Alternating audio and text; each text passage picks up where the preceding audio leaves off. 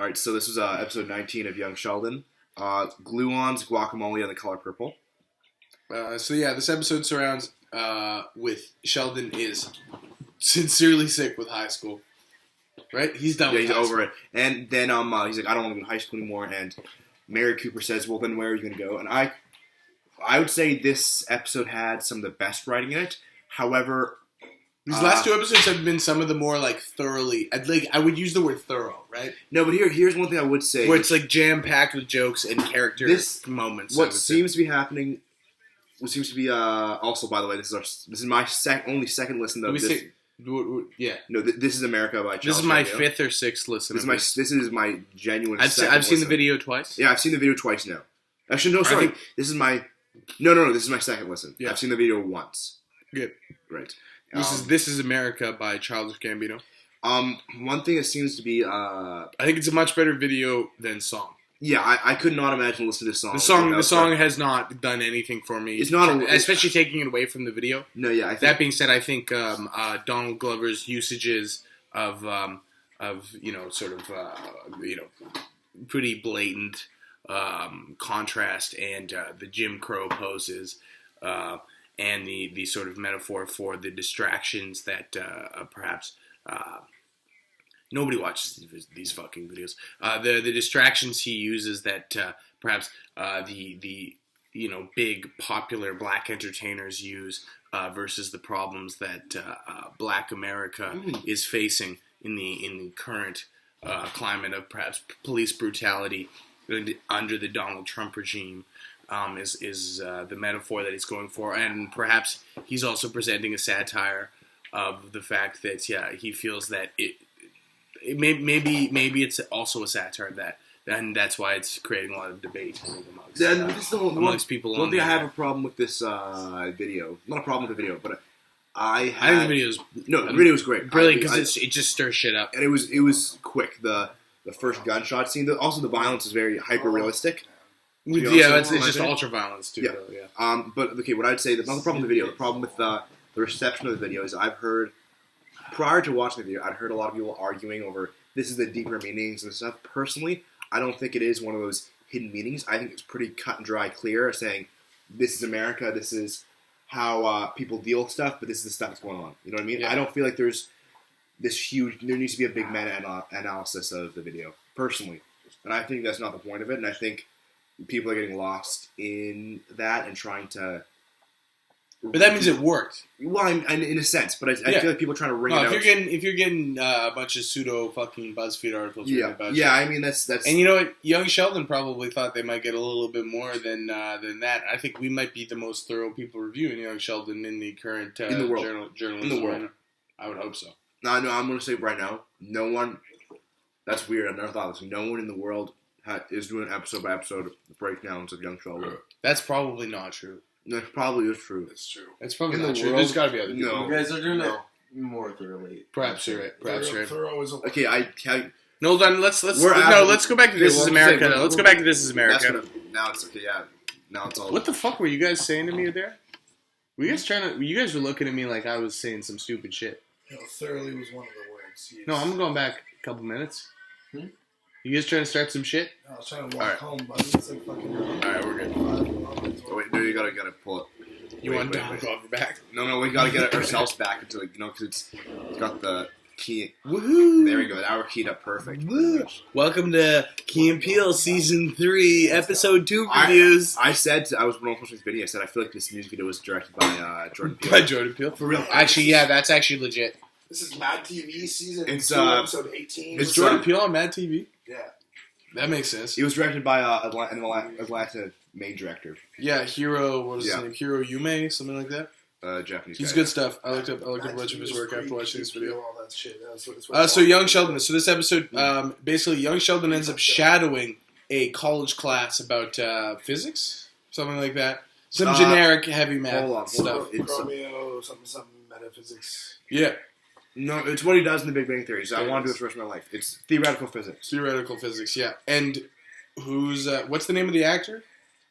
Sean Wallace, I believe. Sean Wallace, who is the voice of the T-Rex in Pixar And his voice is certainly more recognizable than his face. Yeah, he's the voice of the T-Rex in Toy Story. We realize Mima is also a Toy Story. And Mima is actually the voice of Bo Peep from Toy Story. So I think it's that's fun. So there's a little Toy Story reunion there. And Sheldon is so incredibly for them, fostering a relationship. He seems to be immediately attracted to Mima. And Mima's open. And she dates. Mima dates. She's open to... We've established that prior. That Mima said that, but...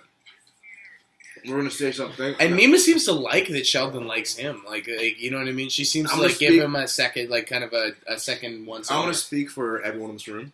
We found out today that Annie Potts, the actress who plays Mima, is 65. Annie Potts, who plays Mima, is 65 years old. She's banging, honestly. Stunningly young. She looks fantastic. She's in that, there's all the stuff on the internet about how Helen Mirren is an attractive older woman, but Annie Potts. This is the thing also. Helen Mirren has... Annie Potts is the most attractive person on this show. Oh, for sure, without a doubt. And let's pretend that I'm not a heterosexual male. Let's pretend that I'm looking at this from an objective standpoint. And I'm looking at the men, I'm looking at the women, I'm looking at the whole shebang. Hi, guys. Hey, see ya. No, send me that track, Keith. All right. Yeah, thanks, bro. From looking at every different character, Mima, and the only person who would be a potential contender as a debatably attractive person was the pastor's Hispanic wife. Yeah, and that was like 10 seconds of racist humor. Sincerely, that doesn't count because it's not that's like. And that's not true attractiveness in a sense. This is America. That's, that pastor's wife shit is some This Is America shit. Yeah, it was weird. It was weird. That was, okay, anyway, now let's get back onto what I was saying about this one line Mary Cooper says. Sheldon says, I don't want to go to high school anymore. When you say Mary Cooper, you're referring to mother. Sheldon's mom, okay. Yeah. And, Connie Cooper. She wouldn't be Cooper. Connie. Do you think he's just going to stay shadowing college classes from here? I'd almost be okay with that. Well, from something I do know is that Sheldon, and it's in the trailer for the show earlier on, and it's kind of implied in the first episode, is that Sheldon ends up in college by the end of the first season, right? Is that right? I don't know the trailer. I think that's the thing. Anyway, the thing is, I'm kind of all the high school episode plots are pretty boring.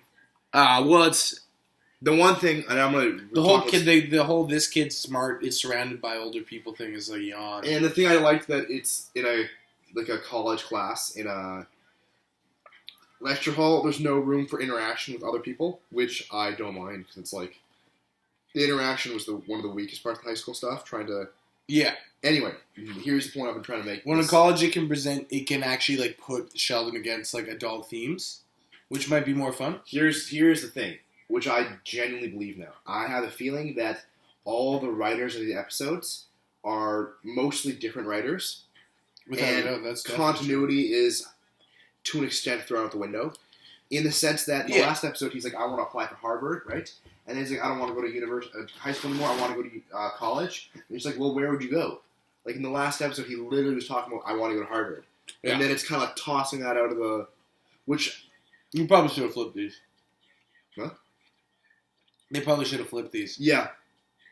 No, but it wouldn't have made sense because he said you don't want to go to school anymore. The last episode just doesn't. This America is actually a pretty good song, actually. Yeah, it's not bad. Hearing you played it off your phone right now, it sounds pretty good. Especially the Young Thug all over it is great. Do you know that This Is America has Block Boy, JB, 21 Savage, Quavo, Young Thug, and there's one other person all over it. All the ad-libs and stuff are like proper trap artists, which I thought was cool. My problem with This Is America is that I kept waiting for like an actual Quavo verse or an actual Young Thug verse. I think it would have really hammered home the whole point of the song. Would you say that makes sense? I understand what you're saying. Like allowing one of these actual trap guys to do it instead of your Don Lover, I think my problem... It might take away from the mainstream perspective, but for me personally... Not my problem. This isn't a problem because I quite like the video, but the thing that I love the video. The thing that made the video suffer, in my opinion, was I'm gonna make this up. I'm calling this the Requiem for a Dream effect. Sure. Prior to watching Requiem for a Dream, I had read online people saying the one movie, the most fucked up movie you can see that you'll never be able to watch again, Requiem for a Dream #1. And I went to that movie being like, okay, you know what I mean? It's like, yes. I had the same reaction. And it was obviously like, there's some serious topics, but it's like, I was waiting for the nail in the coffin, and it didn't come, right? Yeah, and I had the same reaction watching Requiem for a Dream as well. Yeah, and it's like, okay, yeah, that was a pretty realistic, like, pretty bummer movie, but it's like, if I could watch it again. It wasn't, you know what I mean? And I was expecting, just because of I found it very disturbing.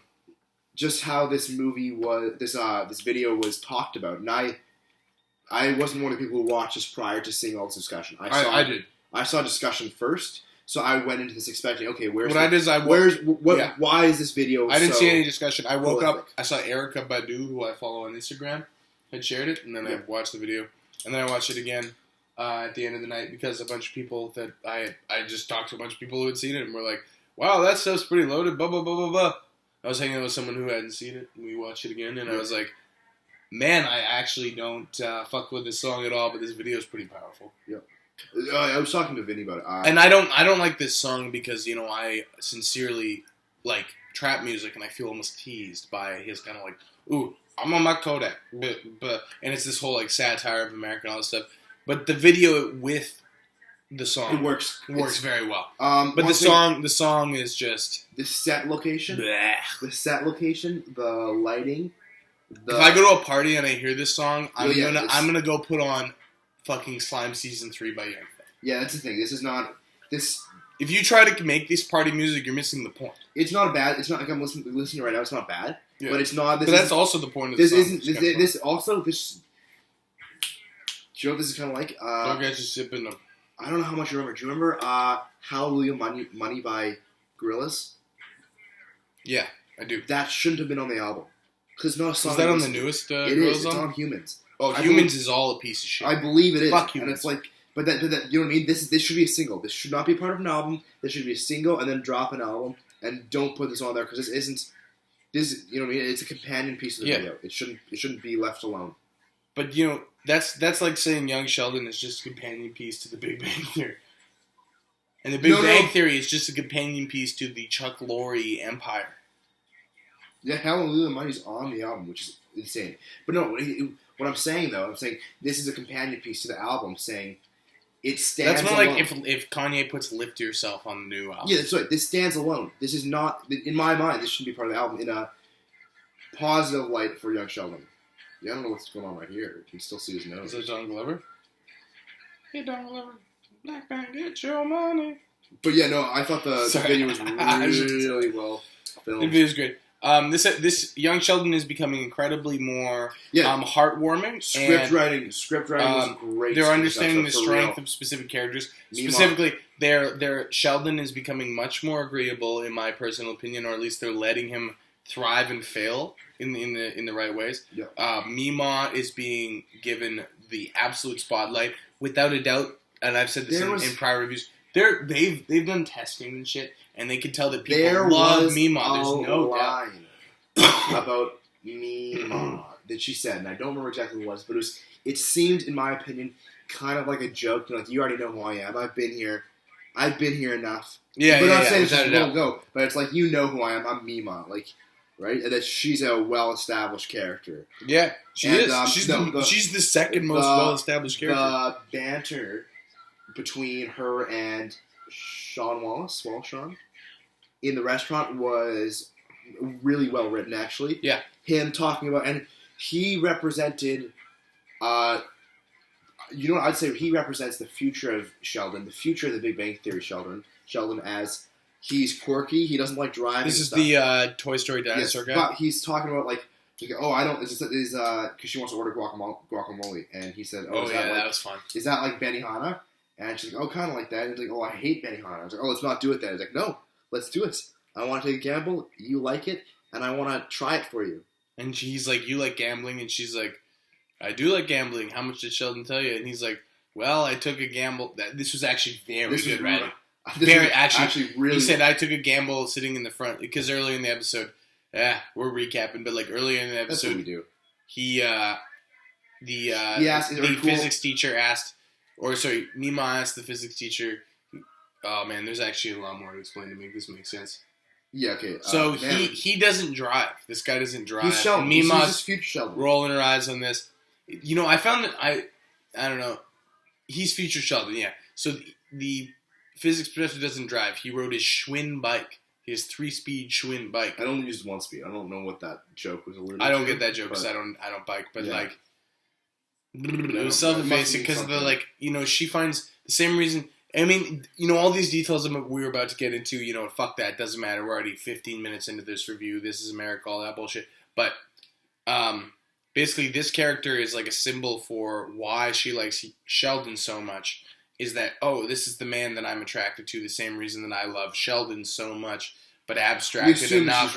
Because she is, and because he's kind of quirky, he's extraordinarily well-intentioned, and he's incredibly capable and intelligent, but his priorities are in a place that make him lose certain values of perhaps sexual attractiveness, masculinity, blunt honesty.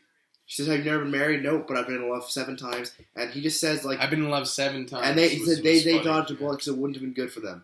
And he's just blunt, honest. He's a nice... And I mean this, he's a very nice human, nice person.